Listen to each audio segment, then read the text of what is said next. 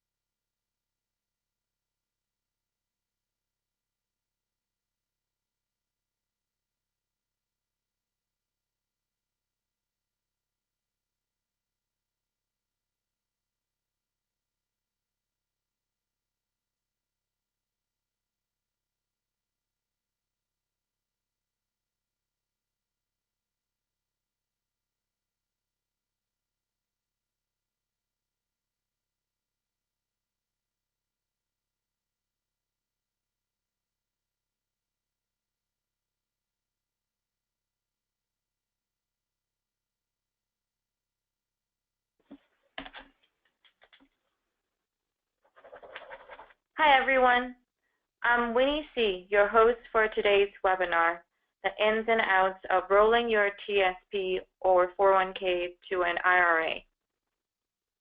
Unfortunately, Katie Brinker isn't available today, but we invited two experts, Mike Meese, Chief Operating Officer and Secretary, and Carlos Perez, our Assistant Secretary here at AAFMAA, to sit in for her. Both are long-standing AAFMAA members as well as retirees from the United States Army. The presentation today is about 30 minutes long. At the end of the presentation, Mike and Carlos will answer any questions from the audience. Since attendees of our webinars are muted, please type any comments or inquiries you have into the questions block on your screen. Just know that we will wait until the end to address them.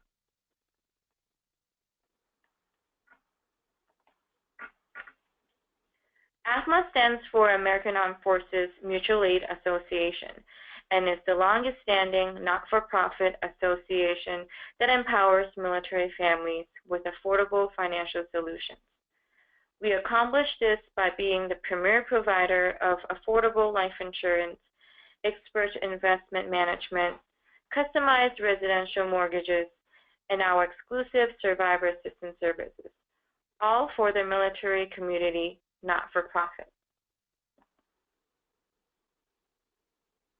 The presentation is educational. It is for general information only, and it's not specific insurance, investment, legal, or tax advice for any of you individually. Do not rely on this presentation alone to guide your financial decisions. Since each individual situation is unique, such decisions will not necessarily be the same for all service members. For individual advice, please contact us directly. We produce this webinar series in-house with our own professional staff as a service to our members and to help them better understand the resources that are available to them. I will now go ahead and turn it over to Mike Meese, who will go over the agenda. Thank you very much, Winnie, and appreciate you hosting the webinar today. This slide indicates the agenda. We're going to cover investing for retirement briefly and generally up front, distinguish and explain 401k plans and the thrift savings plan, and then concentrate on the topic for today, which is transfers and rollovers, what you should do and what you shouldn't do. Fortunately, in the lead up to this, many of you who registered, and thank you very much for registering, sent in some questions. We use that to tailor our briefing to answer most of the general questions. Some of you asked very specific questions that pertain with your particular situation. We're sending those questions off to our experts at AAFMAA Wealth Management and Trust, and they'll be able to respond to those questions individually for you. I do want to point out that Carlos and I work for AAFMAA. Generally, we provide the life insurance for everybody and not the subsidiary that does specifically wealth management and trust. And so we try to give completely objective advice on this, not particularly advocating AAFMAA Wealth Management and Trust, although we will mention them a couple of different times as something that you may want to consider. With that, let me turn it over to Carlos. Carlos is a career Army officer, 26 years as an engineer, commanded a battalion, taught at the Eisenhower School for National Resource Strategy, formerly known as the Industrial College of the Armed Forces, and also taught economics at West Point, having earned his MBA at the Stanford Business School. So Carlos, tell us a little bit about what's significant concerning retirement accounts. Great. Thanks for that introduction, Mike, and Winnie, thanks for hosting us today. I do appreciate it. And I appreciate everybody who's dialed in for taking the time to participate with us on this topic. So when we think about retiring, what often comes to mind are things such as IRAs, TSPs, 401ks. IRAs are individual retirement accounts. TSP is a thrift savings plan, and a 401k is typically an employer-sponsored plan. And all of these are considered because they offer certain advantages with regards to taxes. And so today we're going to explore these in a little bit of detail to understand them, and then look at some possibilities when thinking about what to do with funds, particularly that are in your TSP. And what I want to start with is a very basic explanation, which I think helps people understand how these work, because there is some confusion. Sometimes folks wonder, well, is this thing like an account or a security? And quite simply, the easiest way to think about these is that they are baskets. And they are baskets with a specific tax advantage and are considered that way by the IRS. And by placing your assets, your savings into these baskets called an IRA or a TSP or a 401k, you may earn a tax advantage either today or in the future. And so in that regard, depending on the type of basket that you choose, your contributions today might be pre-tax or after-tax. And at the end of your horizon, when you withdraw these funds, they may be taxable or tax-free. So there are different ways to invest. And your unique circumstances, your income, your goals, your risk tolerance really are the major influencers with respect to what makes more sense for you.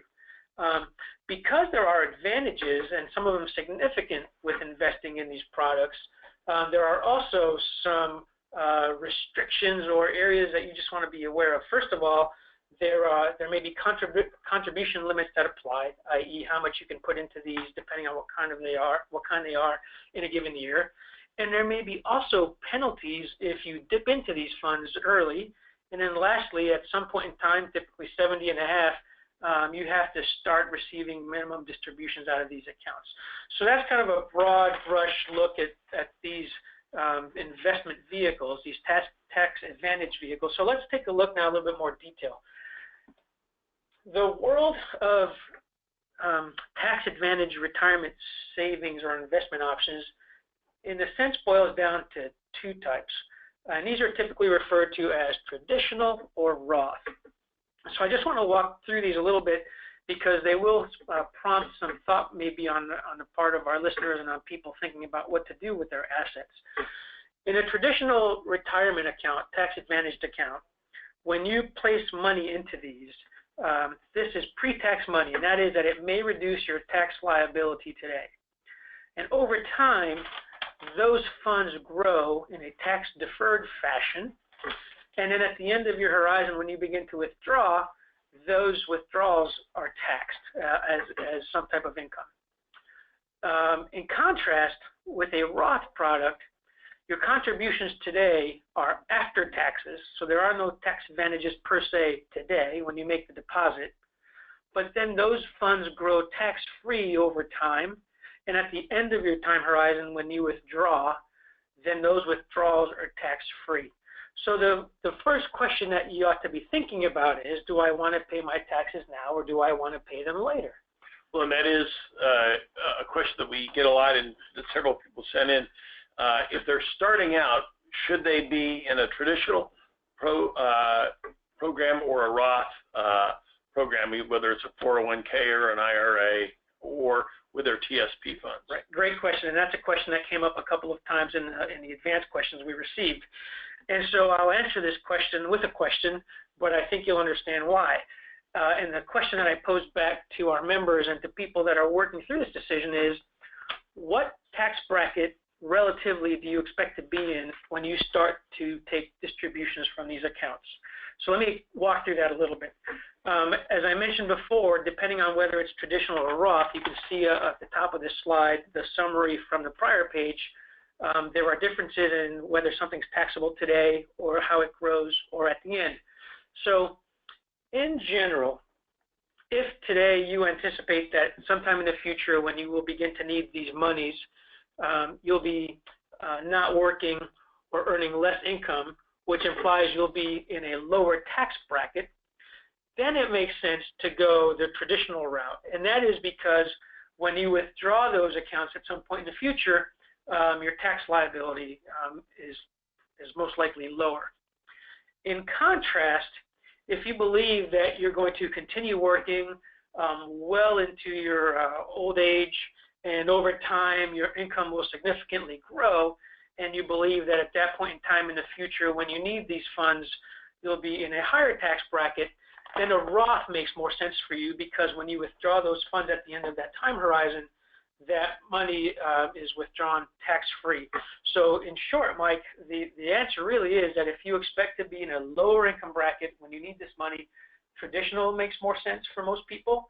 And if you think you'll be in a higher tax bracket when you need these funds, then a Roth makes more sense. Okay, we have some people who can't figure out whether they're going to be in a higher or lower tax bracket, so they just put off savings in their TSP or in their IRA. Does that make sense? Well, I would caution against that. And the reason is the fundamental principle of saving and investing, and that is that time is your friend.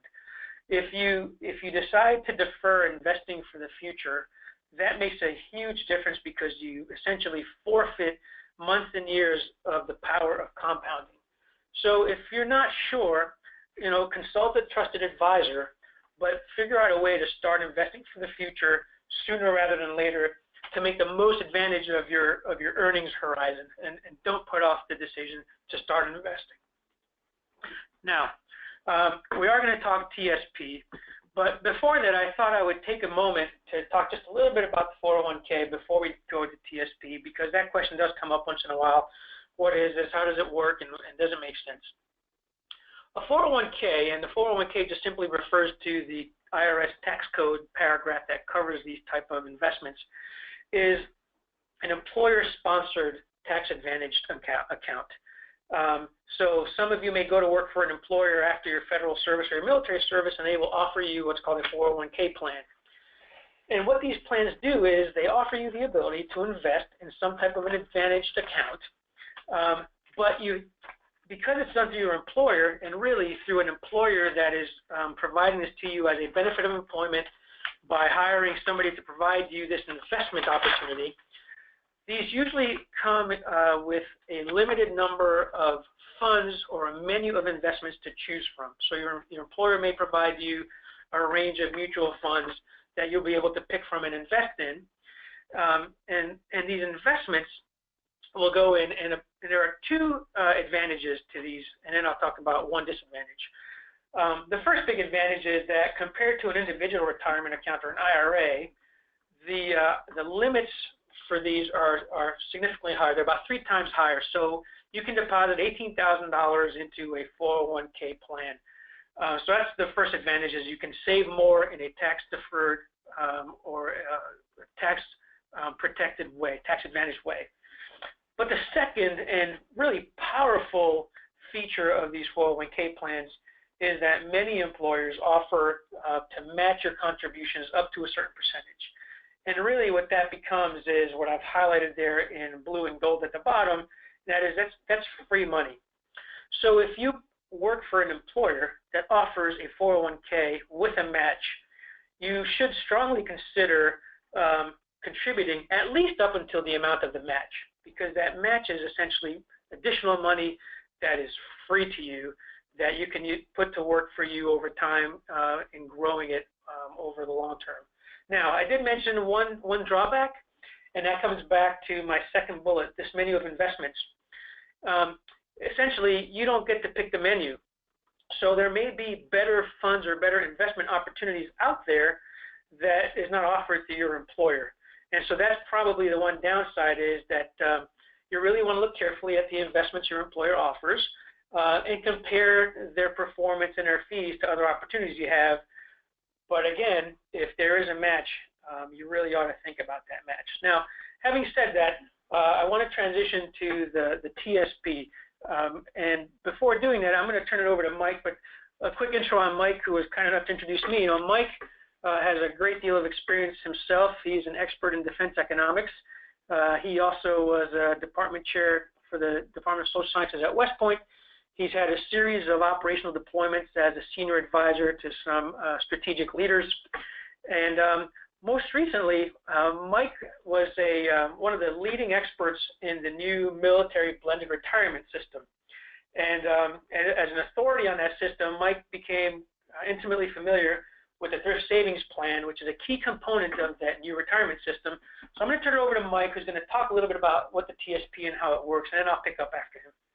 Yeah, thanks, Carlos. As Carlos described 401ks, those started in the 70s and really accelerated in the 80s. And in 1986, under President Reagan, the federal government thought that this would be a good thing for federal workers to follow what's happening in the civilian environment. So they created the 401k plan. The 401k is run by the Federal Retirement Thrift Investment Board, which is a board of talented, qualified people working to manage these assets. They now have almost $500 billion under management among the 4.8 million federal or former federal participants. It started out primarily as a federal retirement plan, and federal employees normally get a 1% automatic contribution. 1% of their salary is put in by the federal government, and then the federal government, if the employee saves 5%, will increase the amount that they're contributing so that they match the 5%. It was going on for about 15 years, and then they said, well, gee, we can get more funds and leverage this federal opportunity for folks in the military. So in 2002, they opened it up for military people to voluntarily contribute. There was no federal match for the military contributions, but it was a good way for service members to save shortly after 9/11, and it's continued for the last 15 years. TSP's now crossed 30 years of being in effect, and next year it'll become even more important for people in the military, because everybody who's in the military will automatically get a TSP account as part of their retirement savings, and their contributions as part of the new blended retirement plan will be similar to that of federal employees. AAFMAA has done a couple of different webinars that you can find on our website about the new blended retirement program, as well as a couple of fact sheets that explain it pretty well. We won't go into that in a lot of detail unless there's questions, but that's in general what the TSP is and how it's structured. And then where do people put it? Well, you get the money can come out from your pay from automatic payroll deductions. You can have it either as traditional or Roth using the same considerations that Carlos explained. And then your investments go into one of 5 different funds that are listed on the chart that you see there before you. These are index funds. They are passively managed. There's not an active fund manager that's putting the money in, but what they do is they purchase funds that replicate specific indexes. So for example, in the C fund, they pick the S&P 500, and a computer basically goes in and figures out what the stocks are in the exact proportion that they are in the weighted Standard & Poor's top 500 companies, and then they purchase those stocks. If you have $10,000 in your TSP account, they'll divide that $10,000 up, if it's in the C fund, among those 500 stocks to virtually exactly mirror the S&P 500. Now, many people aren't sure whether they should have stocks or bonds or something else, or international funds, and so that's why they created what are known as life cycle funds. If you're familiar with target date funds from other mutual fund providers, it's similar to that, in that you don't need to worry about which proportion of each fund to purchase. You just need to pick a target date. So if your target date for retirement was around 2040, then you would pick the 2040 life cycle fund, and that the funds that are in there would be the proper combination of stocks and bonds and the other funds to, over history and over time and with the best economic analysis of how to allocate assets, would maximize the funds when you get to 2040. In other words, if you were in the 2040 fund now, it would probably be relatively more aggressive with more money in the C fund and the S fund. And then as it got closer and closer to 2040, when you're getting ready to retire, more of that money would move from stocks and over into fixed income securities, for example, the F fund. That's basically how the TSP works, and why you should put the money in either as a Roth or a traditional IRA. Let me turn it back over to Carlos, and just to give you an example, let's assume that I've been in the military. I've served for 20 years, so I'm drawing my military retirement. I was able to save the money over the last, since 2002 when I could put the money in, and let's assume that with growth, I've got about $40,000 in my TSP. What should I do with those funds? Well, that's a great question, Mike.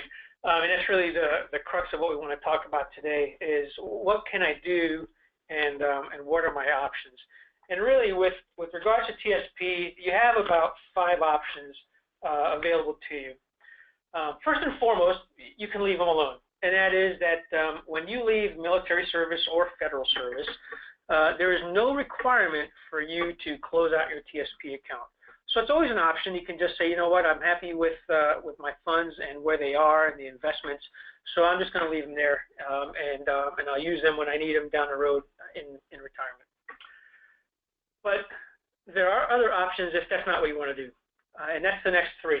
You can transfer them somewhere.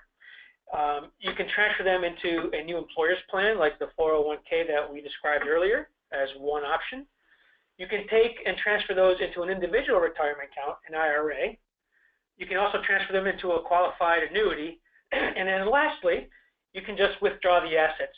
Now, in the example you just referred to with your $40,000, if you withdraw the assets, there are a couple of things to think about. And one is your age. You know, you mentioned that, you know, well, what if I'm in my 50s? When you withdraw the assets, if you withdraw them early, not only might you be subject to the taxes due, but you would also be subject to the potential 10% penalty on those funds as well. So before anybody outright withdraws assets from a TSP or any of these tax-advantaged funds, it's really important that they understand the impact not only in terms of taxes themselves, but of the penalty they might also pay. Got it. So in other words, you would not recommend that I just go and buy a boat when I'm 45.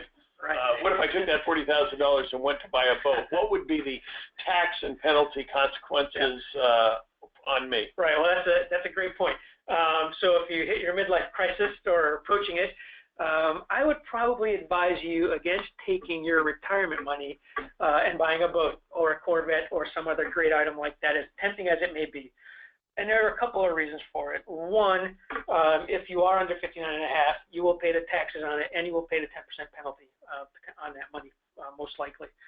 But really, the more important reason is that this money is for the long term, to help you meet a long-term goal of financial independence in retirement. And so if you were to take that money today and use it, you essentially forsake a possible financial objective way into the future. So that's an option that I would probably not advise you to do, Mike.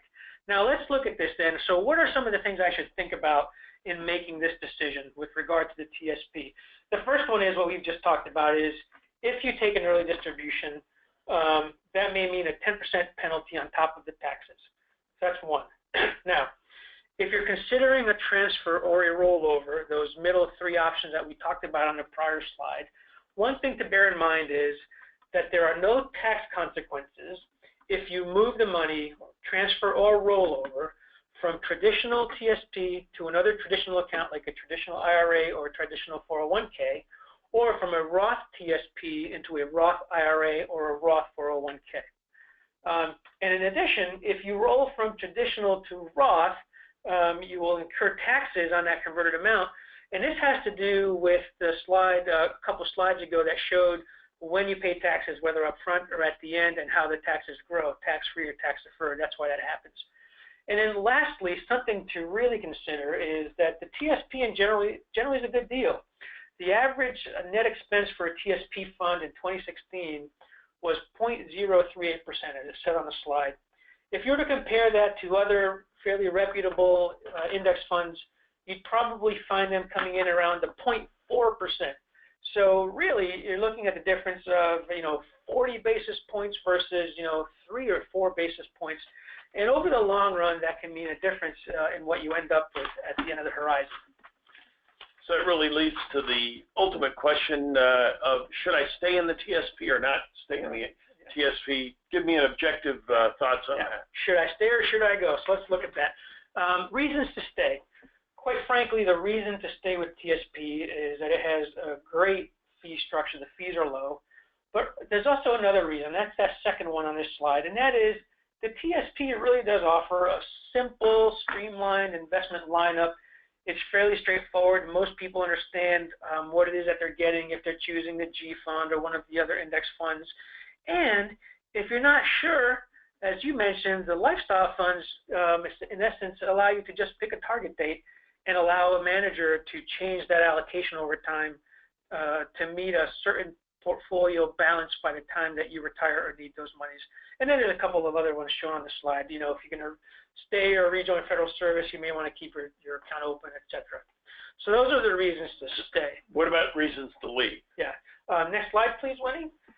Now, why might you leave, given those good features of the TSP?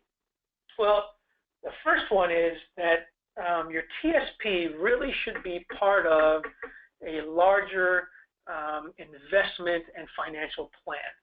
And so depending on your investment goals and your investment horizon and your tolerance for risk, there may be other venues or other opportunities for investing that may be better suited for you. And so with the help of a good financial planner or a good financial advisor, you may find a portfolio that better suits your needs. In addition, they can help you structure that not only on a front end in terms of what you may want to invest in, but also a second bullet is on the back end. They can advise you with what you may want to withdraw from which account and when. So those are reasons to consider transferring or rolling out. And there's this idea that over time, as you change jobs and you participate in multiple 401k employer-sponsored plans and you have different IRAs over time, you may just want to consolidate all that for simplicity. And so a rollover or a transfer can help you accomplish that. And I've already talked about this comprehensive financial planning. So those are all good reasons to transfer or roll your money over. Okay. On the top of this slide and on in your discussion, you've used the terms transfer and rollover essentially interchangeably. And I think generally most people use the term rollover when what they really are talking about is a transfer. Can you explain the difference between the two? Yeah, you're exactly right, Mike. That is, we tend to hear those used interchangeably, but in fact they have very important differences. And I'll start with the transfer. In a transfer, when you transfer money from your TSP or a tax-advantaged account into another account, that money goes directly from one account to the other, and it never touches the investor's hands. So essentially, by staying out of the picture, the transfer happens outside of your control, and that has implications compared to a rollover. With a rollover, it's indirect, and it's indirect in the sense that the fund goes from, in this case, we'll use your TSP, to you, and then from you to your new or your next tax-advantaged account. And while that might sound like something pretty good because you get this money in your hands, in fact, it's very risky. And the reason it's risky is this. If you decide to roll over your funds, TSP is required by law to withhold 20% of that money in federal income taxes as an incentive for you to complete this transaction. And so what this means is, and I'll just use a simple, straightforward example of $100,000. Mike, if you were to withdraw $100,000 from your rollover, from your TSP because you want to do a rollover, TSP would say, thank you, Mike, here's a check for $80,000, and the remaining $20,000 I will send to the IRS. And then you, Mike, must take that $80,000 and come up with the additional $20,000 to deposit into your new tax advantage. In this case, we'll just use an IRA. And so, number one, you have to have that money available to you. And number two, you need to make sure that you complete this transaction. So in that case, I wouldn't get the $20,000 back until like April 15th of the following year when I filed it on my taxes, and then that would be excess taxes paid and just refunded to me. In the meantime, I've given the government an interest-free loan, and I haven't had $20,000 growing in the market. That's right. That's right. If you comply with the guidelines, it is just treated as excess taxes paid the following year when you claim your taxes. That's exactly right. But more importantly, if you don't, then that money will be taxed as normal income, number one. And if you're younger than 55, not only will you pay the taxes, but you'll pay that 10% penalty as well. Got it. So there's really not a great reason that I can think of. There's no reason to do a rollover. No, I mean, there may be some emergency circumstance if you had some emergency need for cash, but we really would advise against this course of action because it is quite risky. but recognize that people use the term rollover when what they really mean is get the paperwork for a transfer. That's in fact, right. speaking of that, on the next slide, Yeah. we have the paperwork for a transfer. Right, yeah. At the bottom there, you see a graphic of the TSP Form 70. But let's talk about this question, because this is really the other part of this webinar, and what some of the questions that we received in advance are all about is, well, how do I do this? And I'd like to start out by pointing out something that I think we all implicitly know, and that is this. For you, Mike, for myself, and for a large part of our audience, a transfer or a rollover of a TSP or 401k is something that we maybe do once, twice, or a few times in our lifetime. And so it might seem complicated and daunting. But to a financial professional and a trusted advisor, this kind of transaction is fairly common. And so what I would tell you is there is assistance available to you if this is something you want to do. But let's look at these steps. The first bullet here says have an eligible 401k, or in this case, an IRA. And the reason I say eligible is this. Just because you want to transfer or roll over your TSP into an IRA, in this case, does not mean that that company has to accept it. So before you initiate this, you want to make sure that the company or your employer plan or the IRA that you've opened actually accepts transfers or rollovers.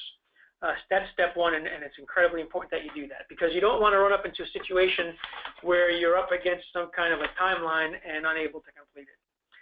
Once you've done this, then it becomes an issue of contacting TSP, and you can go online for their contact information and for their forms, as the one that's shown here, and begin a transfer. And if it's a transfer, it actually happens between the two entities without you in the middle of it, and it's fairly straightforward from their perspective. But remember, you want to go traditional to traditional in general, or Roth to Roth. And I want to make a comment about tax-exempt monies. If you're in the service and you contributed to TSP while you were deployed, for example, you may have a portion of your TSP that shows up as tax-exempt money. And if you want to transfer this money as part of this, you must, the receiving company or the receiving account must certify that they accept tax-exempt TSP monies. And so again, that's another thing to check. So don't only check that they accept TSP transfers or rollovers, but if you have tax-exempt contributions, you must check that they specifically accept those as well. So yeah, in fact, that answers one of the questions that's already come in, which was what are the implications of withdrawing my contributions from when I was in a combat zone? I believe they're tax-free, and in fact, that's true, they are. Can I transfer this into a Roth IRA? And so it sounds like what you just told me is the answer is yes, provided that company knows what they're doing. Right. The answer, you must check with that company and make sure that they'll certify to you and to TSP that they'll accept that money. Now, along those lines, for example, AAFMAA Wealth Management Trust, and again, we don't work for them, it's one of our subordinate LLCs, but they're used to doing this all the time. So you can contact them at wealthmanagement@afma.com, and they have the ability to accept those funds, certify them, and do that properly like any other good professional. Correct, and they can walk you through that entire process in more detail and provide additional information as necessary. So let's look at a quick recap here.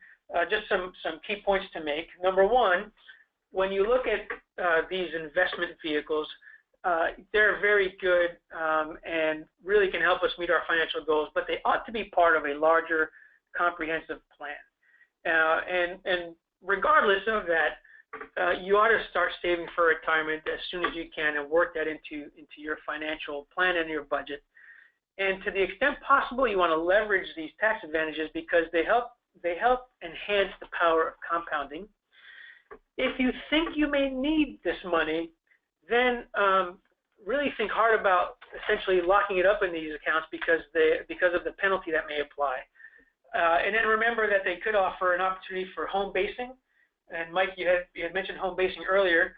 Home basing is a great way to just simplify your accounts for ease of management. Yeah.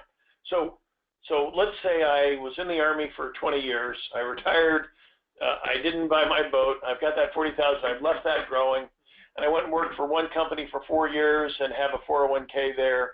And then I got fired from that job. Went to work for another company for 4 or 5 years, and got fired from that job. And finally, I worked for one more company and have got a 401k there from that job. Can I move those like back into the TSP? Yeah, great question, Mike. A lot of folks think that just because they've separated from service or left federal service that they can't transfer or roll over.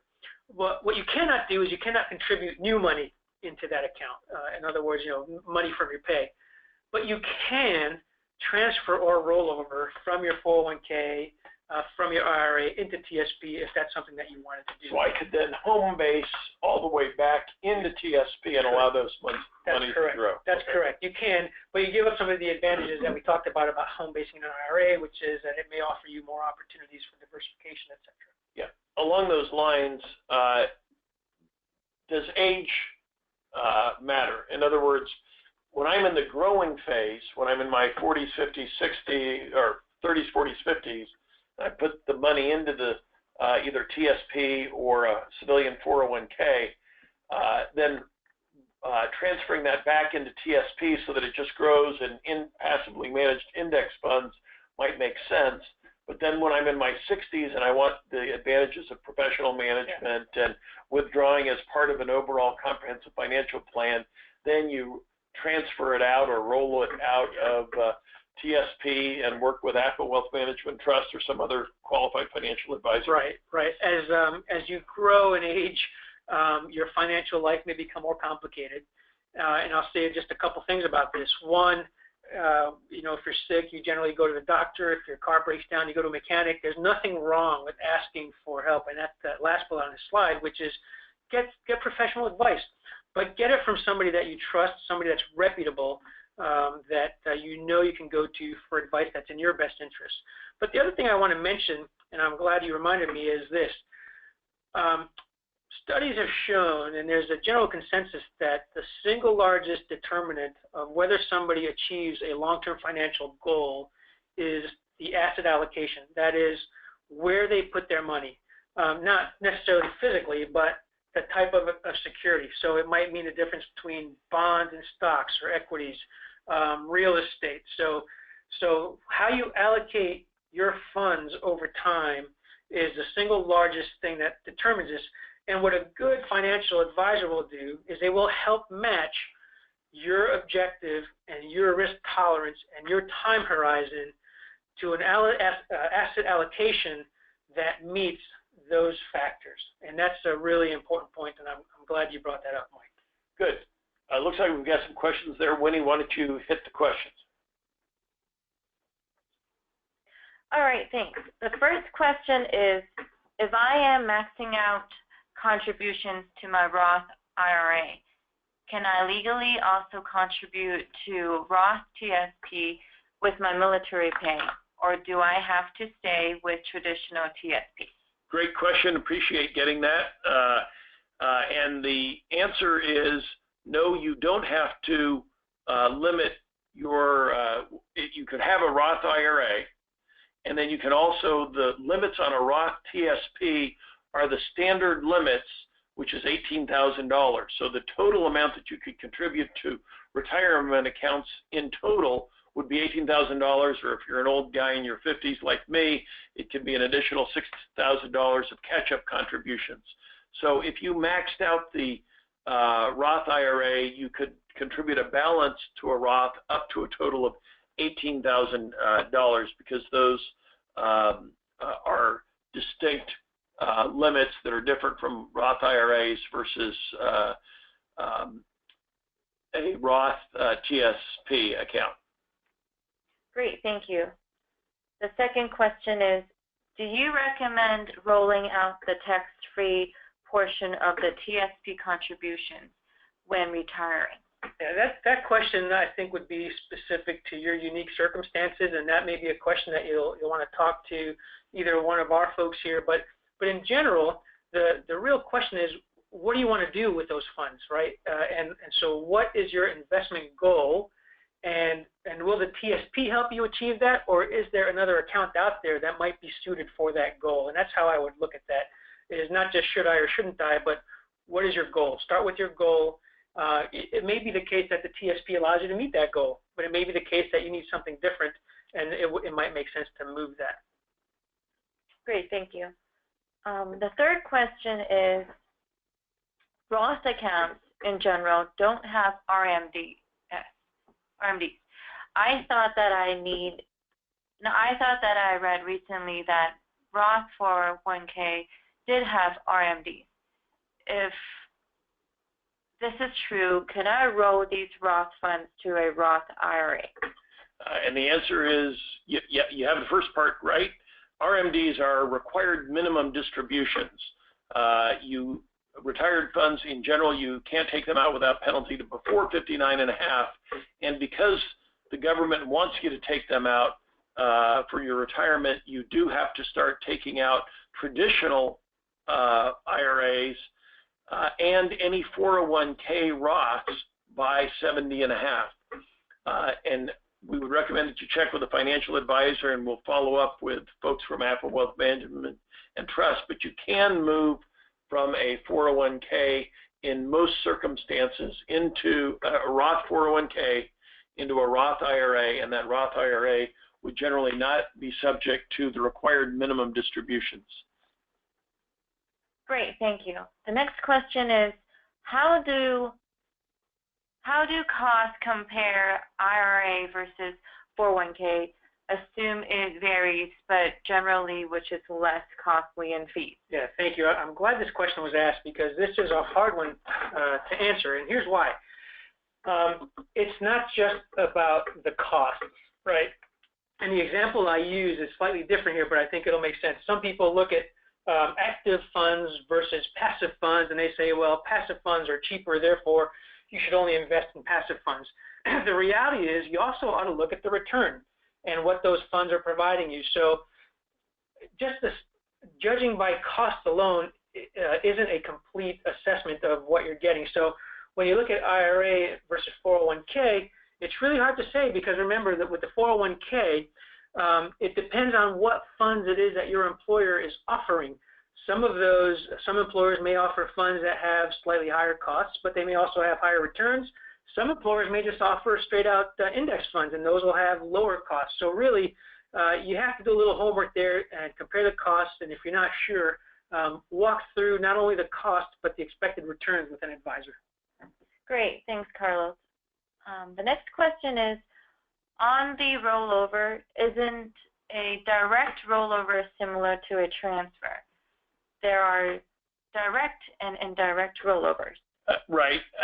In general, when we talk about a transfer, that's what many firms talk about as a direct rollover. That's going from a financial institution to another financial institution. TSP uses the term transfer when they talk about that as opposed to rollover. The key thing is you never get possession of your money. It goes from one financial institution to the other.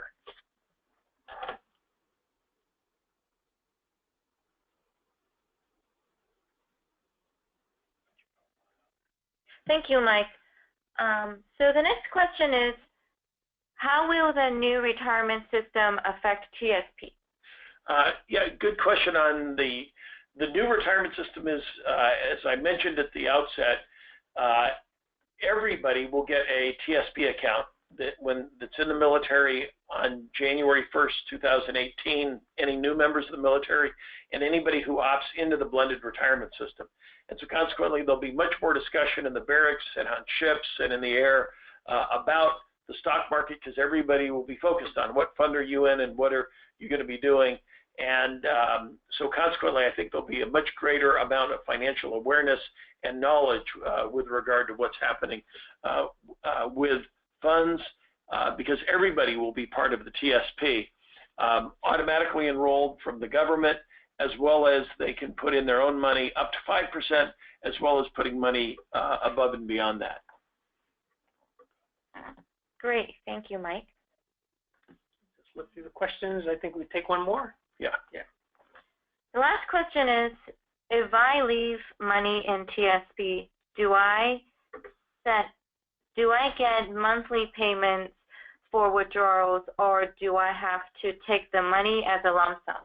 No, you don't have to take money as a lump sum, and there's all, if you have money in your TSP, I recommend that you, again, talk to a financial professional, as well as you can do a lot of self-help going online using the withdrawal calculators there. You don't have to take it as a lump sum. You can take some money as a lump sum, as well as you can, TSP will work with their annuity provider to be able to provide you either a fixed monthly amount for a certain number of, a fixed monthly amount until you run out of all of your money, or a monthly amount that will adjust every year based upon your life expectancy, or they have an annuity provider that will actually provide you a life annuity.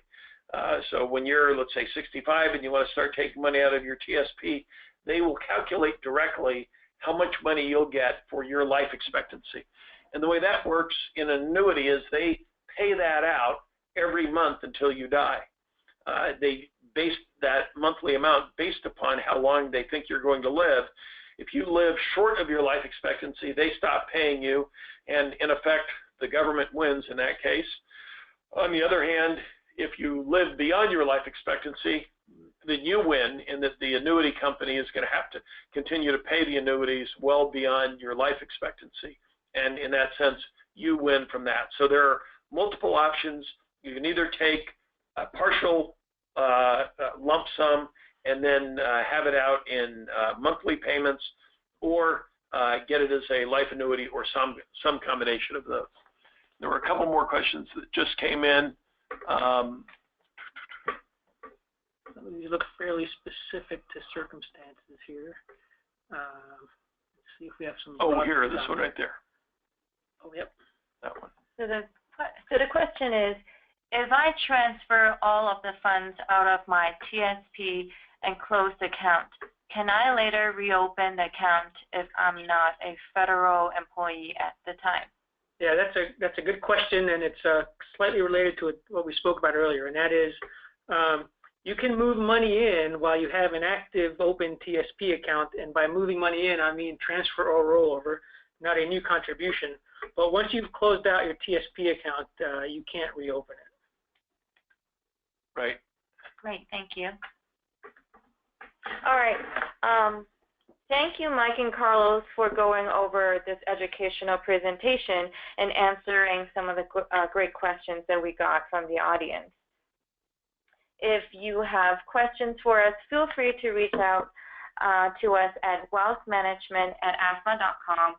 We will respond to your questions really quickly.